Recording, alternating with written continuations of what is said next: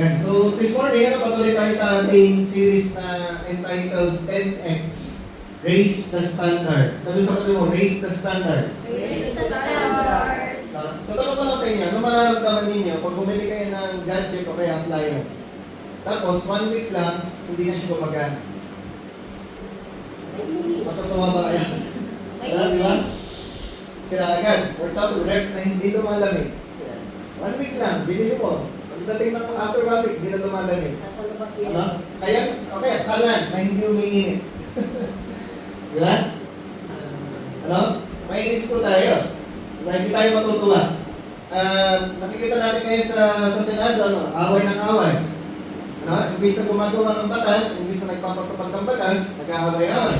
Ano po nararamdaman natin? No? Okay, may dumating na another example, may dumating na bagyo, sinalatan ng bagyo ang Malolos, bahang-bahang Malolos, pero yung mayor, example lang, hindi naman yung mayor natin, pero example lang, yung mayor, sa ibang bansa, namamasyal. Ano mararamdaman natin? No? Pero mayroon tayo na nabalita sa news na yung police, dinampot yung isang matanda, ito na siya, tinanggal na siya sa pwesto. Kasi di ba bawal sa kanila yung nakaubad? Ano pinatapot ngayon? So yung matanda, dinampot. Ano kasi ka, nakaubad? Ano? Or, for example, galing sa, record yan.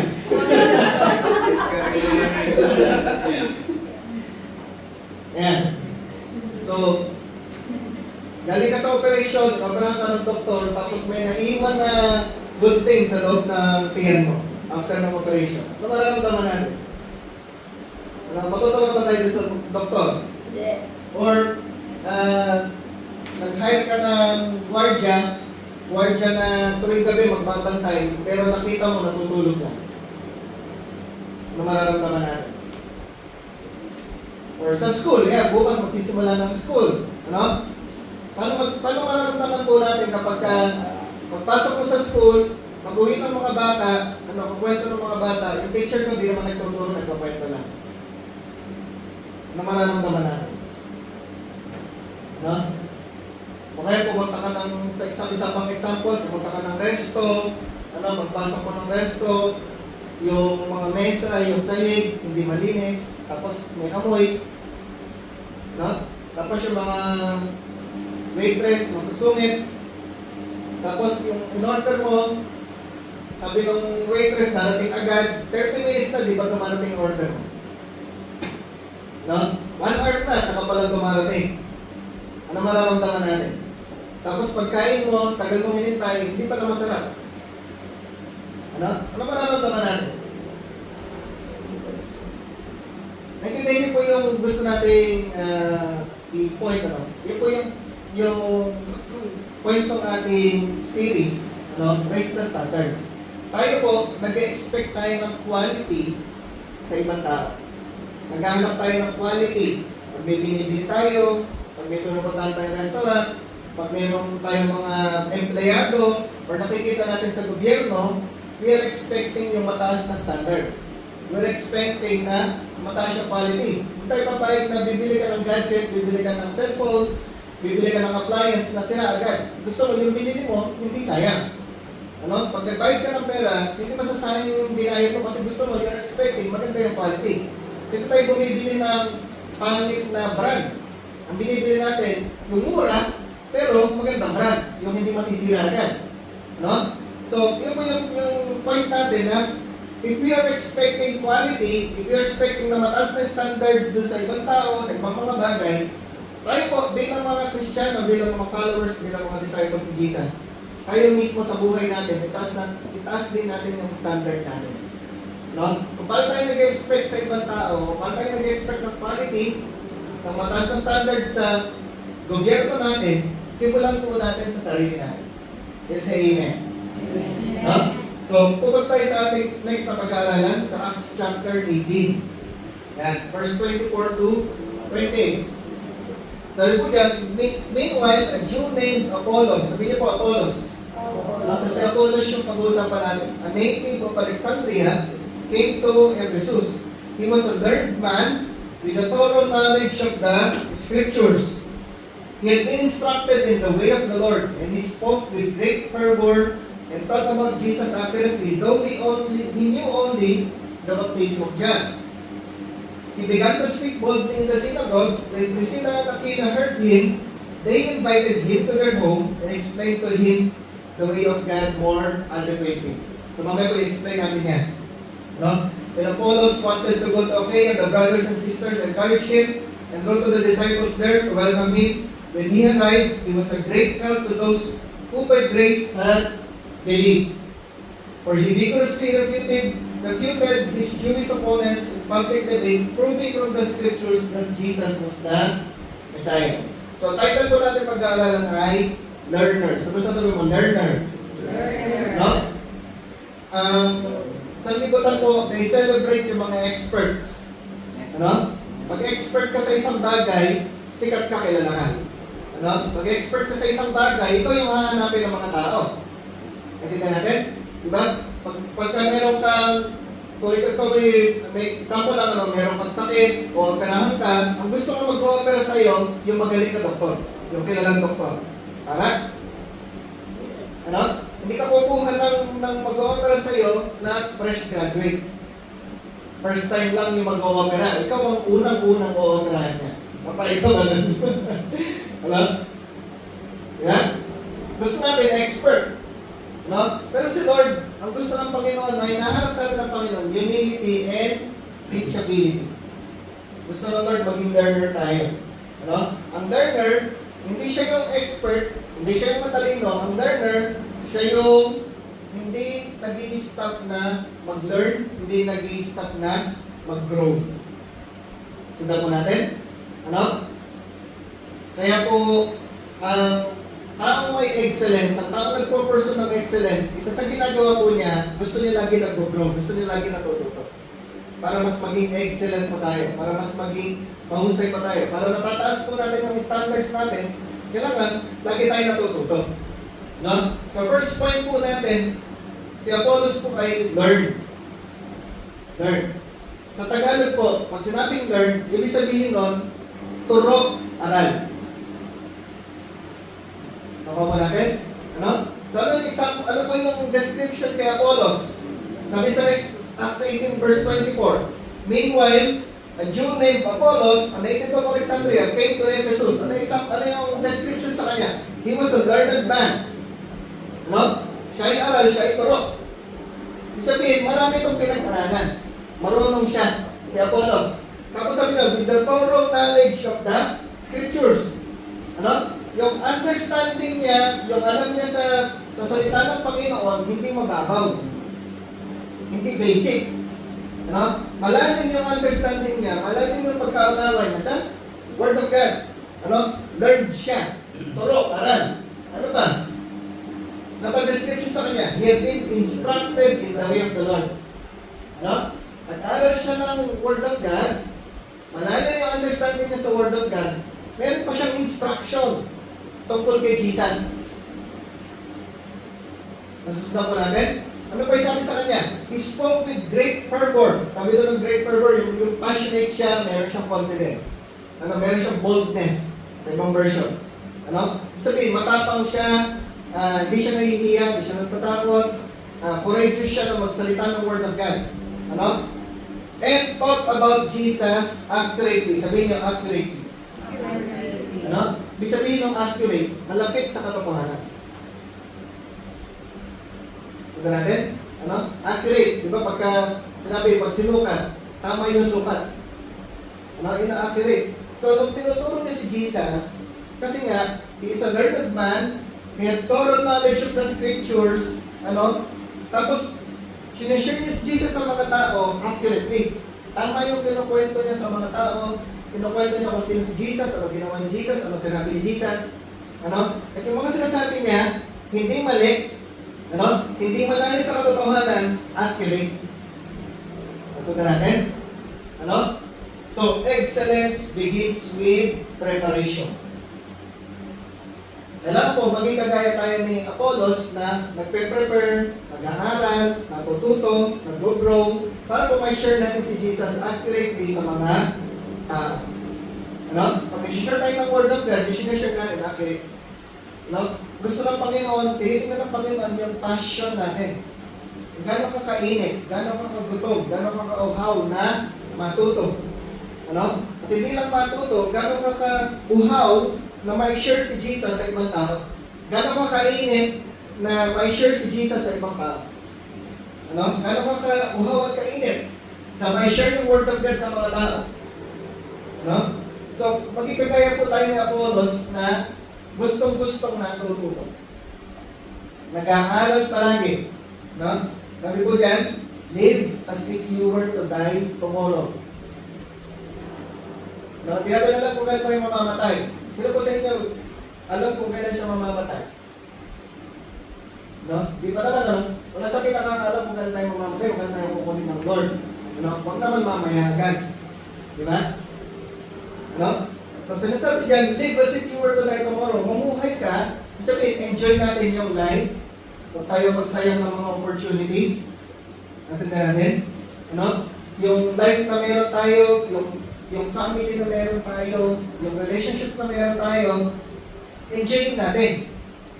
Na parang huling araw mo na. Ano? Mamuhay tayo na parang huling araw na natin. Huwag tayo nagsasayang ng opportunity. Tapos ano ba sabi dyan? Learn as if you were to live forever. So, contradiction naman yun. Ano? Mamuhay tayo, enjoy natin yung life na parang huling araw na natin. Pero, learn, matuto tayo as if na hindi ka pa mamamatay. Matagal ka pa mabubuhay. Ano? So, pinag-usapan dito yung attitude natin na pagka gusto mong matuto, mag-aral ka, matuto ka, na parang yung aaralin mo at matututunan mo, gagamitin mo ng matagal na panahon. Nasusundan natin? Ano? So, live na parang mamamatay ka na bukas, ano? Kung meron kang relationship, enjoy mo yung time mo. Have quality time with the people that you love. Ano? Pag kumakain ka, enjoy mo yung kinakain mo. No, pag magluluto ka, sarapan mo, ilulutuin mo yung pinakamasarap na luto kasi baka huling luto mo na yun. Natin? Pag nag-work ka, galingan mo sa work kasi baka last day mo na siya. Okay, bigay mo na yung best mo sa work. Not live as if you will die tomorrow, pero learn as if you will live forever. Ano? Yung aaralin mo, aaralin ko to, gagalingan ko to, iintindihin ko to kasi gagamitin ko siya forever. Sundan natin? Ano? So medyo contradiction siya, pero attitude ang pinag-uusapan dito. Yung araw-araw na binibigay sa atin ng Lord, enjoy natin, na parang huling araw na natin. Pero, mag-grow naman tayo, matuto tayo, mag-learn tayo, na parang yung matututunan natin, magagamit natin ng matagal na panahon. No? So, ang excellence po, kailangan ng intentional growth. Sabi mo sa atin ng intentional. Intentional. Yung sinasadya, hindi siya aksidente. Ano? Kung gusto mong matuto, gusto mong mag-learn, gusto mong maging excellent, gusto mong mag-improve, sasadyain mo talaga na ano yung mga pwede kong aralin, ano yung pwede kong basahin, ano yung mga pwede kong panoorin ng mga video para mas matuto ako, para mas gumaling ako. Ano? Sino yung mga tao na pwede kong kausapin para mag-grow ako? So, intentional po yun. Ano? Yung knowledge na binibigay sa atin ng Lord, yung talino na binibigay sa atin ng Panginoon, yung understanding na binibigay sa atin ng Lord, ay pinagkatiwala po sa atin ng Lord na kailangan natin gamitin. Ano? Diba? Huwag po tayo yung pagka binenta yung brain. Ano? Mataas ang value. Kasi slightly used. Nag-guess mo natin, ano? No? Huwag tayo gano'n. Yung brain natin, pag binenta, ano, mataas ang value niya kasi slightly used. Hindi po gano'n. Yung brain natin, gamit na gamit. Kasi nag-aaral tayo, natutunan tayo. Nasusunod po natin? Ano? Pag tayo po ay mahilig matuto, mahilig mag-aral, mas marami po nagbubukas na opportunities sa life natin. Ano? Hindi po, ang mundo po natin, hindi po patalinuhan. Pero, pagalingan ng discard. Ano ko po niya? Ano? Nag-pandemic, Maraming mga nagsara ng negosyo ng pandemic, maraming nawala ng trabaho ng pandemic, pero marami rin kumita ng pandemic. Marami rin nasimulan na business ng pandemic. Marami rin yumaman ng pandemic. Bakit po? Pagalingan ng diskarte. Sabi natin, marami mga business na nagsimula during the pandemic. Kasi yung alam nila, kahit natanggal sila sa trabaho, ay magaling ako magluto, marunong akong gumawa ng ganito. Ginamit nila yun, binenta nila online, kumikita sila. So ngayon, kailan alam natin, ano yung mga nakilala natin pagkain ng pandemic? Ano yung mga nabibili natin during the pandemic? Yung mga baked sushi, pastel, ngayon, mas sikat yung pastel. Ano pa yung mga pagkain na nabibili natin? Ang dami mga nakilala, sushi, maki, yan. Kasi nga, kahit may tumahan ng pandemic, ginamit nila yung alam nila para pagkakitaan. Ibig sabihin lang, ang point lang natin, yung alam natin, nagbubukas ng opportunities para sa life natin. Kaya kailangan, lagi tayo marunong mag-aral, marunong tayo matuto. Kung nag-decide po ako na 2007 po ako magsimula magpastor. Matagal-tagal na. 2007 ako nagsimula magpastor. Nung magpapastor ako, ang isip ko agad, kailangan ko ng another pastor na magtuturo sa akin para maging mabuting pastor, para maging mahusay na pastor. So yan po yung next point natin. Kasi si Apollos ay learned. Pangalawa, he is mentored. Sabi sa tabi, mentor. Sabi sa verse 26, he began to speak boldly in the synagogue. When Priscilla and Aquila heard him, they invited him to their home and explained to him the way of God more adequately. So merong sa eksena dumating, so nakita natin sa story, si Apollos. Andiyan si Apollos, turo, aral, learn. Meron siyang thorough knowledge of the scriptures. Tapos, pinipreach niya si Jesus accurately. Nasundan natin? Si Apollos, matalino na siya, marunong na siya, napipreach niya na si Jesus, alam niya yung tamang understanding sa scriptures, ngayon dumating si Priscilla at si Aquila. Narinig nila si Apollos. Ang ginawa ni Priscilla at Aquila, in-invite si Apollos sa kanilang bahay, tapos, explain to him the way of God more adequate. Tinuruan pa si Apollos. Kaya di ba, Apollos, punta ka sa bahay namin, tuturong ka pa namin. Mas palalalimin pa namin yung naiintindihan mo. Nasundan mo natin? Kung ikaw si Apollos, kung tayo si Apollos, tapos ma-pride tayo, pwede natin sabihin, ay hindi, alam ko na yan. Marami na akong alam sa Bible. Marami na akong alam sa Word of God. Na ituturo ko si Jesus accurately. Alam ko na yun, natutunan ko na yun, pinag-aralan ko na yan, madami na akong alam. Di mo na ako kailangan turuan. Pagpa-pride tayo, pwedeng ganun yung reaction natin. Di na ako pupunta sa inyo kasi alam ko na yun. Narinig ko na yan, napag-aralan ko na yan. Pero hindi ganun si Apollos. Nung in-invite siya, pumunta siya. At nung tinuruan siya, nakinig siya. Nasundan po natin, he was mentored. Inalaw po niya na si Priscilla at si Aquila, naturuan siya. Pumunta siya, may opportunity para mas matuto pa siya. Kahit marunong na siya, kahit matalino na siya, may opportunity na mas tumalino pa siya. Mas gumaling pa siya, mas maging marunong pa siya. In-accept niya yung opportunity na yun. Inalaw niya na mayroong mga tao, baka pwede kong puntahan yun. Baka mas may matutunan pa ako doon. Baka meron pa akong hindi alam na malalaman ko. Baka meron pa akong hindi natututunan na mas matututunan ko pa. Baka magaling na ako pero baka mas gumaling pa ako. Marami na akong alam pero baka may mas malaman pa ako. Nasundan po natin? So kaya inalaw ni Apollos na turuan siya ni Priscilla at ni Aquila. So hindi lang siya matalino. Gusto niya mas tumalino pa. Hindi na siya magaling, gusto niya mas gumaling pa. Nasundan po natin?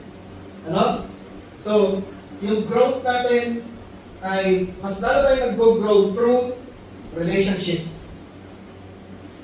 Ano? Yung magamit si Lord ng ibang mga tao para mas mag-grow pa tayo. Kaya po ni Apollos, no? Meron tayong mga blind spots. Ano ibig sabihin na meron tayong mga blind spots? Meron tayong mga area sa life natin na hindi natin nakikita na kailangan pang mag-improve, kailangan pang baguhin, kailangan pang iangat. Ano? Na pwedeng makita ng ibang tao at gumamit si Lord ng ibang tao para yung mga blind spots natin, yung mga area ng life natin na kala natin okay na, pero pwede pang mas maging okay. Kala natin tama, pero kailangan palang baguhin, kailangan palang improve. Sundan natin? Ano? So, gumagamit si Lord, nagpapadala si Lord sa life natin ng mga mentors, leaders, mga teachers, ano, mga kaibigan, to help us grow. Maging kagaya po tayo ng Apollos na gusto lagi nag-grow. Matalino na, pero mas tumalino pa. Magaling na, pero mas gumaling pa. Ang proud ng tao, ano, nire-resist yung teaching correction. Mag-proud ka, ano, ayaw mo ng tinuturuan, ayaw mo ng kinokorek, ano, ayaw mo ng sinasabihan. Ganun yung mga proud. Pero ang learner, sabi sa atin mo, learner. No, ang learner, welcome yung correction, welcome yung instruction, welcome yung input galing sa ibang tao. No? Teachability is a mark of spiritual maturity.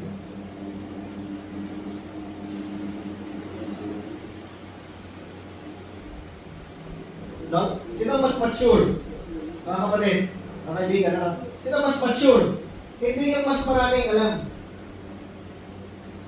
Yan po yan? Ano? Yung maturity, walang kinalaman sa dami ng alam mo. Hindi porque mas marami kang alam sa Bible, mas marami kang alam sa buhay, mas matured ka na. Ang tunay na sa mata ng maturity, sino mas teachable? Sundan natin? Ano? Mas madali kang turuan, mature to. So, hindi may nag-uusapan yung dami ng alam mo.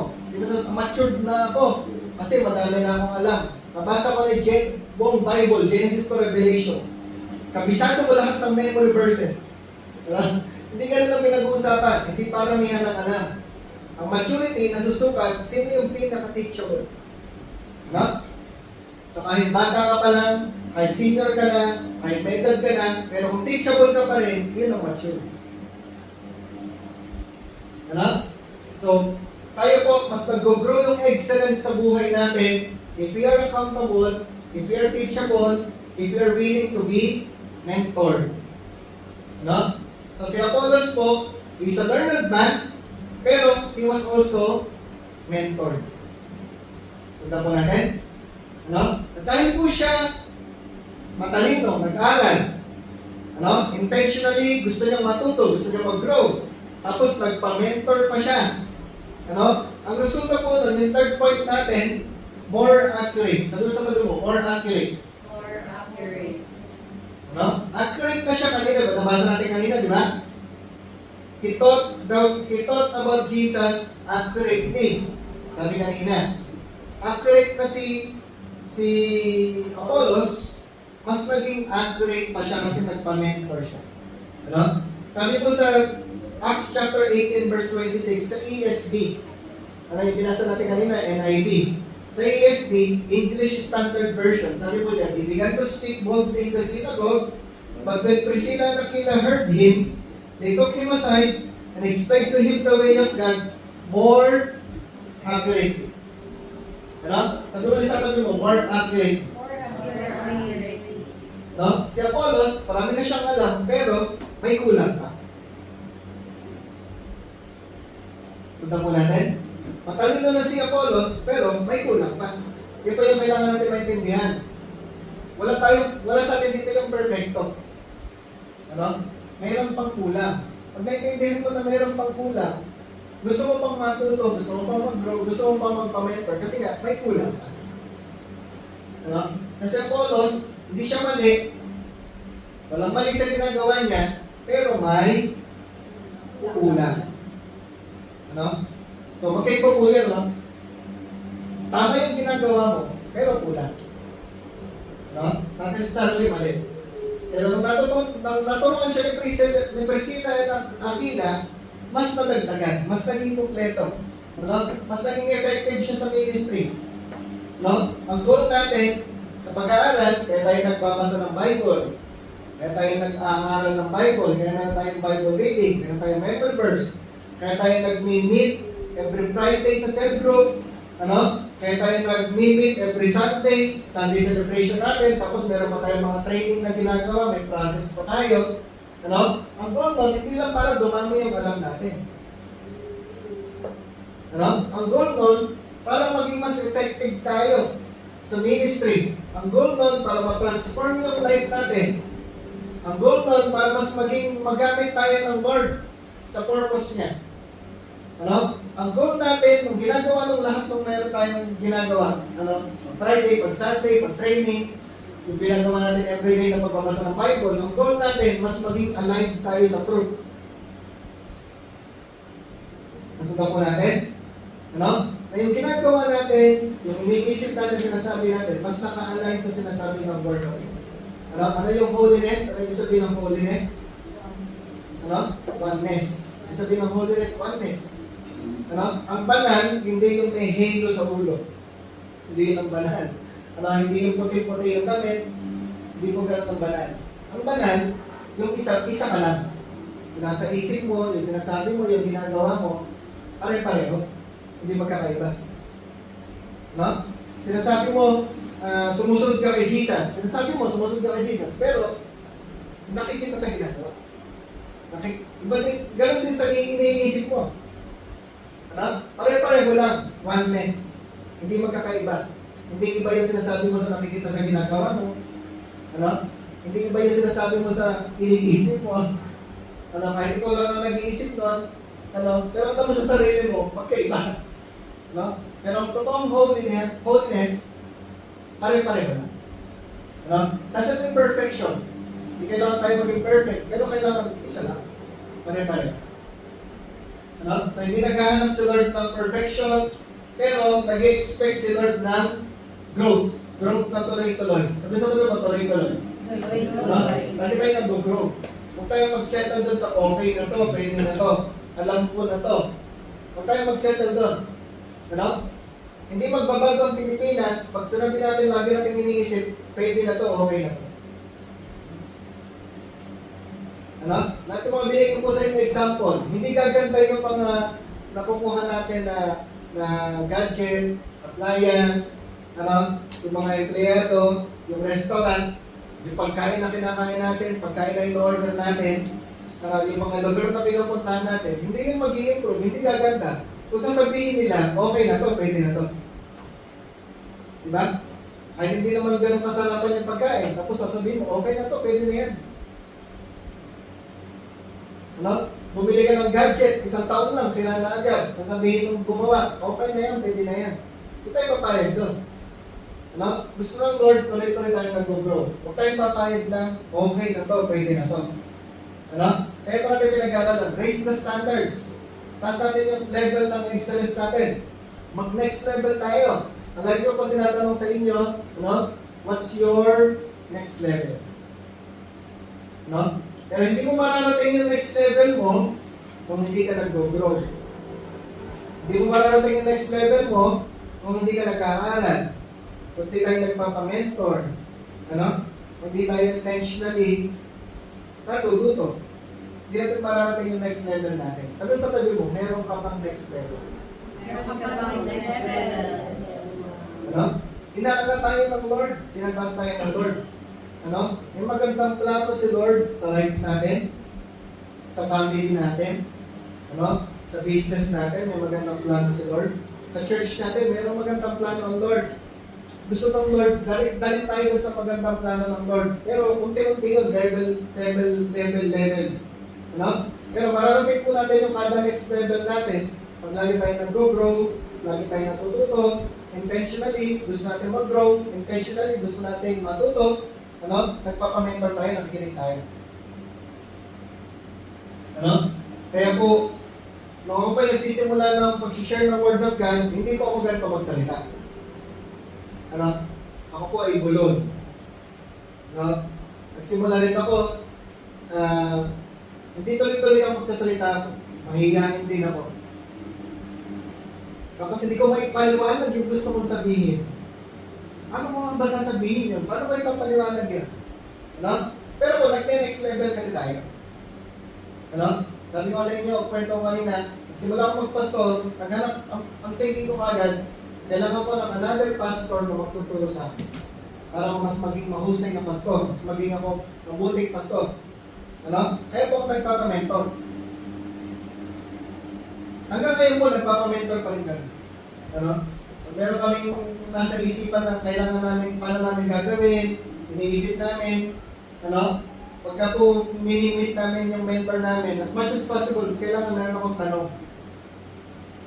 Nag-iisip na ako agad ng mga tanong na pag tinanong ko sa kanila, pag sinagot nila, malalaman ko na yun. Hinatulungan na naman akong bago.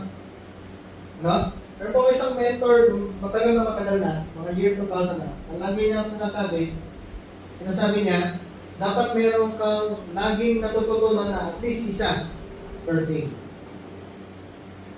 Kada araw, dapat meron kang natutunan na meron kang laging alam na isang bago.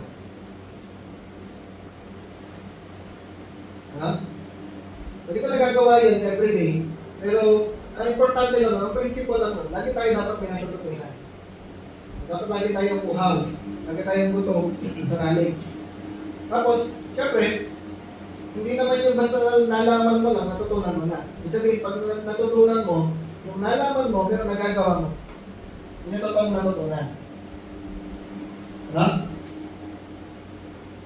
The more I learn, the more I realize how much I don't know. Mas matututo tayo, mas marami tayong natututunan, mas marami tayong nalalaman, mas ma-realize natin, mas marami pa pala tayong hindi alam. Kaya po yung attitude, yung mindset ng isang learner. Pag learner ka, ang thinking ko palagi, marami kong natututunan, mas marami kong nakikita na hindi ko pa pala alam. Hindi ko pa pala kayang gawin. So, excellence is moving from accurate to more accurate. Learn to more learn. Effective to more effective. Kaya tayo nagpo-pursue ng excellence. Kaya natin gusto mag-grow. Kaya natin gusto na maging taas ng standards. Kasi nga, gusto natin mas natututo pa tayo. Kaya po sila Daniel, yung pinag-aralan natin last week, sila Daniel, they were 10 times better dun sa mga ibang mga katunggali nila. Pipili ng mga tao na i-assign, i-appoint na magiging counselors, magiging official dun sa empire. Nung sinukat si Daniel, si Shadrach, si Meshach, si Abednego, they were 10 times better. Ibig sabihin, mas excellent sila, mas mahusay sila, mas marami silang alam, mas marami silang natutunan. Dahil sila dumaan sa training, 3 years. Tayo po dito. Yung pinapakinggan ninyo, pare-pareho lang. Yung inaaral natin ng Word of God, pare-pareho lang. Pare-pareho tayo ng naririnig, pare-pareho tayo ng inaaral. Pero po, magkakaiba tayo ng nare-receive. Magkakaiba po kayo ng nare-receive. Kasi nga, ang pinag-uusapan dito, sino yung mas nakikinig? Sino yung mas uhaw na mag-grow, na matuto? Sino yung mas gustong i-apply yung natututunan ng Word of God? Pauhawan mo yan, pagutuman. 5 years from now, 10 years from now, makikita po natin yung difference. Maglalayo po yun o maglalayo over time. Kasi nga, kung sino gustong pinakawaho na matuto, pinakagustong matuto, pinakagusto na makinig, na mag-aral, yun talaga yung mag-grow. Sa panghuling verse po natin, mabilis na tayo this morning. Proverbs chapter 9, verse 9, sabi po dyan, instruct the wise and they will be wiser. Teach the righteous, and they will add to their learning. Ano? Turuan mo yung wise, anong resulta? Wises. Ano? Pag wise ka na, nagpaturo ka pa, mas magiging wise na. Ano? Diba? Alam niyo po, ano pong biggest room in the world? Room for improvement. Ano? Si Apollos, meron siyang malaking room para mag-grow. Ano? Yung kwento po niya, pinapakita po sa atin na yung maturity na susukat kung sa willingness natin na matuto. Ano? Sige po, tayo Yan. So, kailangan po, lagi tayong humble. Sabi mo, humble lang tayo. Handa tayong handa tumanggap ng correction, handa tayong tumanggap ng instruction, ng guidance. Ano? Lagi tayong uhaw sa knowledge, sa understanding, gusto natin lagi nag-grow. Hindi tayo nagsisettle dun sa pwede na to, okay na to. Gusto natin mas maging aligned tayo sa Word of God. Ano? At hindi po yung effective sa kingdom ng Panginoon, hindi yung talented. Ang effective po sa kingdom ng Panginoon, yung mga teachable. No? Ang mga learner po, sinasabi ng learner, hindi ko alam lahat, I don't know everything. Pwede ba ako mag-grow? Sinasabi natin sa Lord, Lord, teach me more. So tayo po, keep learning, always be teachable. Okay po, let's pray. Lord, we just thank you, Panginoon, sa patuloy na pagtuturo po ninyo sa amin, ng inyong words. Salamat po sa pangungusap po ninyo sa amin. Thank you, Holy Spirit, for being with us. Buksan niyo po palagi ang aming puso at isipan. Bigyan niyo po kami ng tamang puso, tamang mindset, na palaging maging teachable, palaging mag-grow. Lord, continue to teach us. Allow us to grow. Bigyan niyo po kami ng hunger, ng thirst, para matuto pa. Hindi lang po para dumami yung alam namin, kundi Lord, we want to be useful in your kingdom. We want to be more effective sa kingdom mo. Hindi lang po dito sa loob ng church, pero even sa labas ng church, sa aming family, sa aming work, sa aming school, gusto po namin ma-manifest, gusto namin ma-demonstrate, gusto namin ma-reflect na ikaw po yung aming Diyos, ikaw ang aming pinaglilingkuran, na kami po ay follower mo, disciple mo, na sa lahat ng aming ginagawa, we're always giving our best. Na makita po ng mga tao, Lord, we are better, we are 10 times better sa lahat ng aming ginagawa. And everything we do, Lord God, we will work at it with all our heart, dahil hindi po kami sa tao naglilingkod, we are serving you. At naniniwala kami, Panginoon, as we serve you, Lord God, with all our best, with all our hearts, meron kaming reward na matatanggap po mula sa iyo. Salamat, Panginoon. We are nothing, we can do nothing without you. We need you in our lives. Tulungan niyo po kami, samahan po ninyo kami. And in everything we do, Lord God, we will do it for your glory alone. We love you, we honor you. We pray this in Jesus' name. Everybody say, Amen. Amen. Sige po, pangalan sa Lord.